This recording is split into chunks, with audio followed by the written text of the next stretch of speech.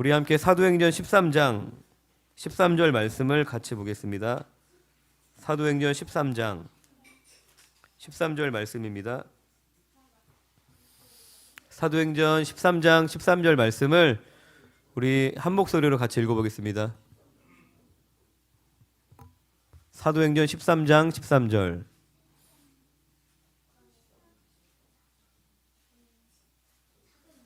네, 사도행전 13장 13절을 함께 읽겠습니다. 시작.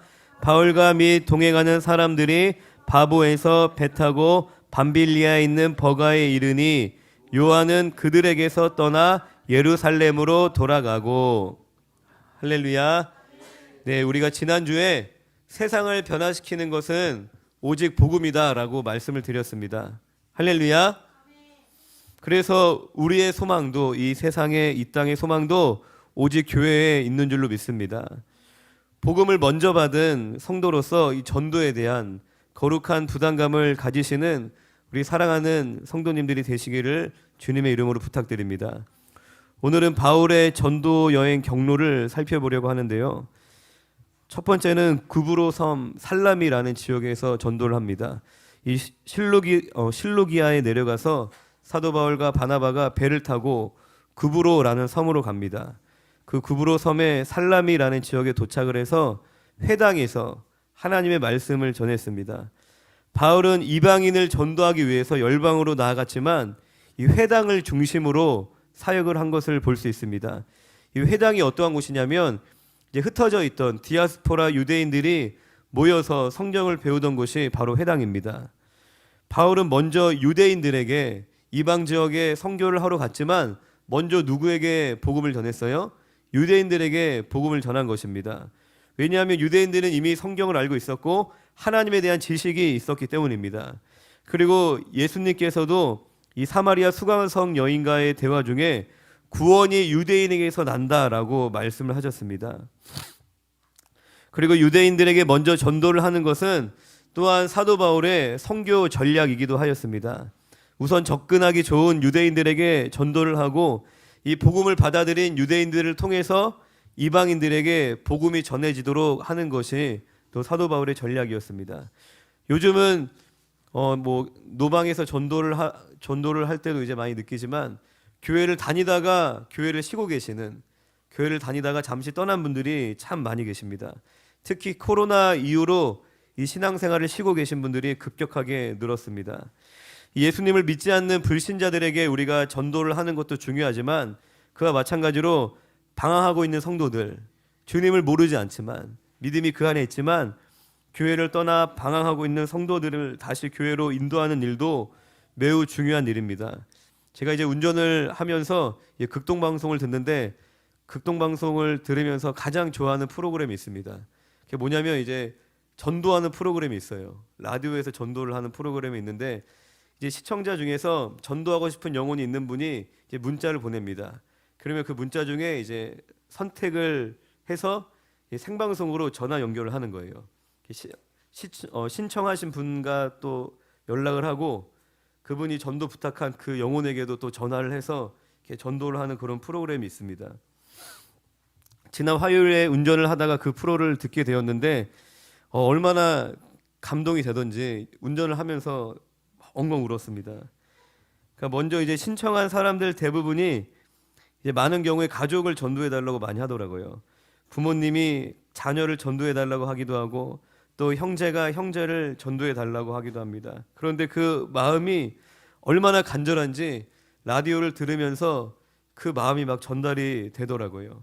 이 라디오 DJ께서 먼저 전도할 영혼에게 전화를 합니다. 누구누구시죠? 누구누구 아시죠? 사연에 당첨이 돼서 선물을 드린다라고 이제 이야기를 시작해서 자연스럽게 신청을 한 그 성도님하고 이렇게 연결을 해줘요. 그럼 이제 신청을 하신 분이 자기 마음을 전해요. 사랑하는 딸아, 그동안 미안했다. 엄마는 아빠는 너가 예수님을 꼭 믿었으면 좋겠어. 이제 그런 마음을 전하고 꼭 신앙생활 같이 해서 천국 같이 가면 좋겠다. 이제 이런 이야기를 하고 나면 이제 DJ께서 능수능란하게 이제 복음을 전해 주십니다. 이제 하이라이트는 뭐냐면 이 복음을 받아들이고 영접 기도를 할 때가 진짜 감동적이에요. 그러니까 이제 생방송으로 전화 연결이 됐으니까 안 한다고 하기도 애매하고 얼떨결에 이제 영접기도까지 거의 가시더라고요. 그런데 이제 얼떨결에 영접기도를 하고 있는데 그 기도를 따라 하시던 그 분들이 막 울컥하시는 거예요. 그냥 얼떨결에 마지못해 따라한 영접기도인데 성령님이 역사하셔갖고 막 울컥하시고 말을 잇지 못하는 그러한 경우들을 많이 듣게 됩니다. 그러니까 하나님 아버지께서 이들을 얼마나 기다리셨는지 그게 느껴지는 것 같아요. 그리고 이들이 예수님을 영접하고 교회에 나가겠다고 대답할 때 하나님께서 얼마나 기뻐하시는지 그러한 마음들이 느껴져서 라디오를 들으면서 굉장히 가슴이 벅차오를 때가 참 많이 있습니다. 이게 전도를 당하시는 분들 보면은 대부분 교회를 다니다가 쉬고 계신 분들이 거의 90%예요. 뭐 여러 가지 사정으로 현재는 믿음 생활을 못 하고 계시지만 한때는 하나님의 은혜를 사모하였고 그리고 주의 몸된 교회를 위해서 열심히 헌신하던 그런 분들이 많이 계십니다. 라디오를 들으면서 느끼는 것은 그분들이 지금 비록 교회를 떠나 있지만 멀리 고향에 계신 부모님을 그리워하듯이 뭔가 하나님에 대한 갈망함이 그 마음속에 다 있더라고요. 10년을 떠나 계신 분들도 계시고 심지어 30년을 떠나 계신 분들도 계신 거예요. 그러니까 어떤 경우는 자기를 전도해 놓고 그 사람은 교회 안 다니는 거예요. 전도받은 분이 막 믿음이 너무 좋아졌어요. 그래서 막 30년 만에 이제 다시 전도하려고 하고 막 그런 사연도 있는데 어쩌면 누군가가 붙잡아 주지 않아서 못 돌아오고 있었던 것이 아닐까라는 생각도 듭니다. 여러분들 주변에 교회를 다니셨다가 떠나신 분들이 계십니까? 그분들을 위해서 기도해 주시기를 부탁드립니다. 어쩌면 누군가가 나를 교회로 데려가 주기를 바라고 있으실 수도 있습니다. 잠시 세상에서 방황하였지만 믿음을 회복하면 하나님 나라의 귀한 일꾼이 되실 수 있습니다. 저희들은 주로 교회 안에 살잖아요. 교회 안에서 믿는 사람들과 관계를 많이 맺지만 그분들은 잠시 세상에서 방황하면서 이제 불신자들과 많은 관계를 맺고 계시겠죠. 그래서 그분들이 다시 주님께 돌아오면 또한 주변에 전도할 분들이 참 많이 계시다는 겁니다. 우리 예만교회 성도님들을 통해서 잃어버린 영혼이 아버지께로 돌아오는 생명의 역사가 날마다 일어나기를 주님의 이름으로 축원드립니다. 이 살라미라는 지역을 떠나서 이제 바보라는 지역으로 이동하였습니다. 네, 우리 뭐 놀리는 바보가 아니고 그 지역 이름이 바보입니다.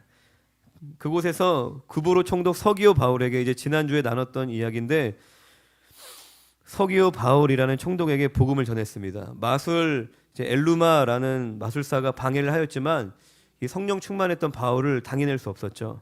그리고 구브로 섬 바보에서 이제 배를 타고 밤빌리아에 있는 버가라는 곳에 이르게 됩니다.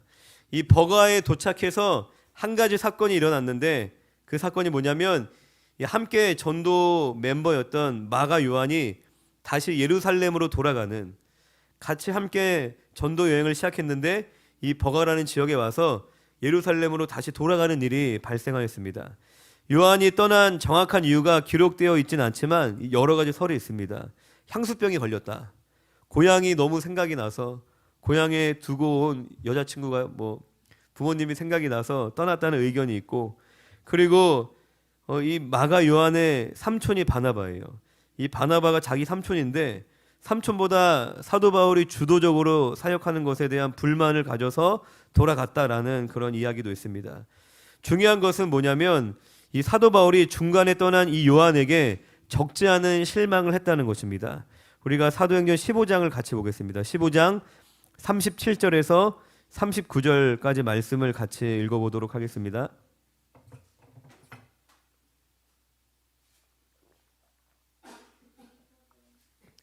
사도행전 15장 37절에서 39절까지 말씀 함께 읽습니다. 시작. 바나바는 마가라 하는 요한도 데리고 가고자 하나 바울은 밤빌리아에서 자기들을 떠나 함께 일하러 가지 아니한 자를 데리고 가는 것이 옳지 않다 하여 서로 심히 다투어 피차 갈라서니 바나바는 마가를 데리고 배 타고 그브로로 가고 이후에 이제 바나바와 바울이 1차 전도 여행을 마치고 이제 선교 보고를 하기 위해 예루살렘으로 돌아갑니다. 그리고 나서 선교 보고를 한 이후에 1차 전도 여행 때 이 복음을 전했던 지역을 다시 우리가 돌아가자. 우리가 복음을 전했던 그분들이 지금 예수님을 잘 믿고 계신지 우리가 다시 한번 방문하자라는 계획을 세웁니다. 그때 바나바는 이 마가 요한, 중간에 이탈했던 마가 요한을 데려가기를 원했으나 우리가 방금 읽었던 말씀처럼 바울은 중간에 떠났던 요한을 데리고 가기를 원치 않았습니다. 그 일로 인해서 바나바와 바울이 심히 다투었다라고 성경에 기록되어져 있죠. 심히 다투어서 이제 찢어진 거예요. 바나바는 마가를 데리고 이제 배를 타고 구브로로 가게 됩니다. 이와 마찬가지로 성도들도 하나님의 일을 하다가 서로 의견이 충돌되는 경우가 참 많이 있습니다. 그러면 힘이 빠지죠. 낙심이 되기도 하고 어떻게 해야 되나 고민스럽기도 합니다. 우리가 주님의 일을 하다가 서로 의견이 다를 때 어떻게 해결을 해야 되는지를 생각해 보도록 하겠습니다. 우리 같이 따라해 볼까요? 의견이 다른 것은 문제가 아닙니다. 다시 한번, 의견이 다른 것은 문제가 아닙니다. 서로 의견이 다른 것은 매우 자연스러운 일이고 하나님께서 계획하신 일인 줄로 믿습니다. 교회는 주님의 몸이고 그리고 성도는 그 몸에 붙어있는 지체라고 성경은 표현하고 있습니다. 그러니까 팔의 입장과 발의 입장이 다르겠죠. 그리고 눈의 입장과 입의 입장이 서로 다릅니다. 할렐루야. 그런데 몸에는 팔만 필요한 것이 아니라 발도 필요합니다. 그리고 눈만 필요한 것이 아니라 귀도 입도 다 필요합니다. 그러니까 서로 다양한 관점들이 모여서 가장 좋은 길을 우리가 발견할 수 있고 그리고 서로 협력할 때 우리가 주님의 일을 온전하게 감당할 수 있는 것입니다. 그래서 중요한 것은 따라하겠습니다. 서로의 의견을 존중하는 것입니다. 서로의 의견을 존중하는 것입니다. 그러니까 내 기준이나 내 지식으로 상대방의 의견을 우리가 쉽게 판단해 버리면 안 됩니다. 심지어 비난하는 것은 더 하나님께서 원하시는 일이 아닙니다. 나와 생각이 다르다고 그 사람이 꼭 틀린 것은 아니에요. 그러면 우리가 의견이 다를 때는 어떻게 해야 되죠? 의견이 다를 때 맞짱 떠요? 아니 가위바위보 하고? 의견이 다를 때 의견을 잘 조율을 해야 되는데 잘 선택을 해야 되는데 하나님은 질서의 하나님이십니다. 하나님께서는 세우신 직분자를 통해서 우리에게 역사를 하시는 겁니다. 그래서 우리가 하나님의 뜻을 따르는 것은 하나님이 세우신 건의와 질서를 존중하는 일인 줄로 믿습니다. 그렇다고 그냥 직분자에게 다 맡겨놓고 내가 그냥 무관심하게 있는 것도 하나님 뜻이 아니라 건의자가 꼭 건의자가 사역자만을 얘기하는 게 아니죠. 뭐 구역에서는 구역장이 있고 뭐 전도회에서는 뭐 전도회장이 있고 어떤 일을 할 때 그 세워주신 그런 리더가 있지 않습니까? 그 세워주신 서로 다양한 의견을 나누되 그 의견이 조율되지 않고 그리고 서로 의견이 갈릴 때 이제 마지막으로 그 건의자의 결정을 우리가 따르는 것입니다. 그렇기 때문에 올바른 하나님 원하시는 우리의 태도는 건의자들이 올바로 결정을 할 수 있도록 항상 중보를 하는 것입니다. 할렐루야. 그리고 리더가 최종적으로 결정했을 때에 그 결정이 내 의견과 다를 수도 있어요. 우리 김치를 깍두기 담글까 배추김치 담글까 지금 막 난리가 났어 교회에서. 지금 성도들이 막 반으로 나눠져 갖고 제가 실제로 어느 교회에서 피아노를 강대상 위에 놓을까 밑에 놓을까 이제 들은 얘기인데 그것 때문에 교회가 반으로 쪼개진 교회도 있대요. 장로님 두 분이 싸우다가 서로 이제 막 편이 모이고 그러다가 이제 근데 나중에 한참 후에 이제 어딘가에서 이게 그 두 사람이 만났는데 이제는 세월이 많이 흘렀으니까 서로 이제 용서하고 사과하면서 근데 이제 두 분이서 그런데 누가 위에 놓자 그랬죠? 생각이 안 나는 거예요. 누가 위에 놓자 그랬지? 누가 아래 놓자 그랬지? 그러니까 기억조차 나지 않을 별것도 아닌 일로 우리가 이제 다툴 때가 있다는 것입니다. 서로 의견이 나눠져서. 그런데 내 의견과 다른 결정을 리더가 하게 될 때가 있습니다. 그럴 때도 그 리더의 결정을 하나님의 뜻으로 여기고 겸손히 따르는 것이 믿음인 줄로 믿습니다. 내 의견이 무시당했다며 우리가 화를 내고 그리고 내 의견만 주장하는 것은 어쩌면 내가 하나님의 자리에 앉아 있는 것과 다름이 없는 일입니다.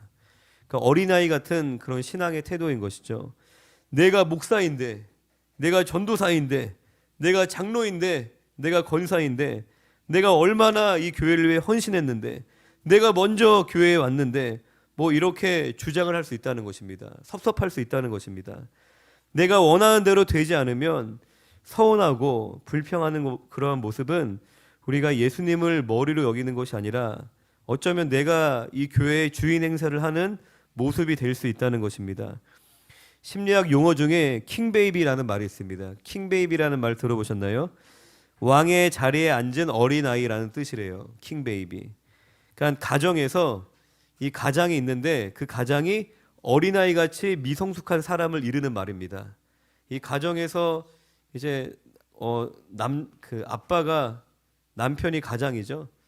근데 그 가장이 어린아이 같이 미성숙해서 가족들을 내 마음대로 하고 싶으니까 때를 쓰는 거예요.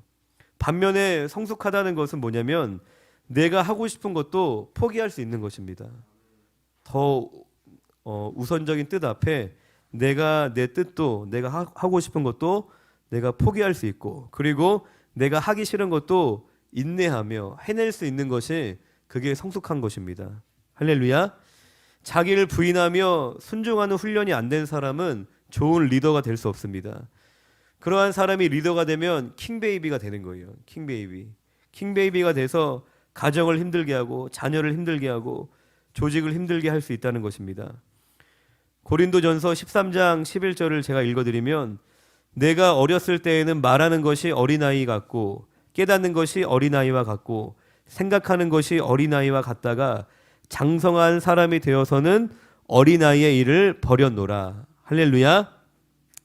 믿음의 성도는 어린아이의 일을 버리기에 힘써야 하는 것입니다. 어린아이와 같은 자기 중심적인 마음들을 날마다 버리기 힘쓰시는 우리 사랑하는 믿음의 성도님들 되시기를 주님의 이름으로 부탁드립니다.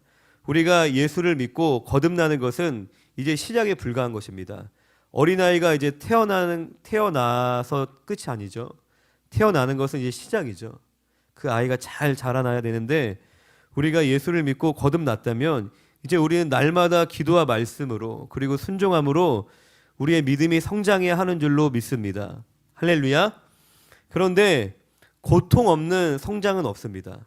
따라합시다. 고통 없는 성장은 없다. 네, 어린아이들도 막 이제 키가 자랄 때 성장통이라는 것을 겪잖아요. 뭐 돌 때쯤 돼서 돌앓이 한다고 막 열이 나기도 하고, 이렇게 성장할 때 통증이 따라온다는 것입니다. 지금 여러분들이 교회 일을 하시거나 또는 직장이나 가정에서 어려움을 겪고 계신다면 하나님께서 여러분들을 성장시키고 계신 줄로 믿으시기를 바랍니다. 할렐루야. 말씀을 정리하겠습니다.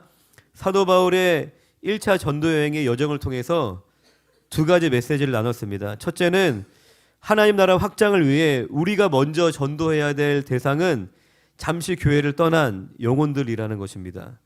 이 방황하는 자녀를 애타게 기다리시는 하나님 아버지의 마음을 알아서 그들을 주님께로 인도하시는 우리 사랑하는 성도님들 되시기를 부탁드립니다.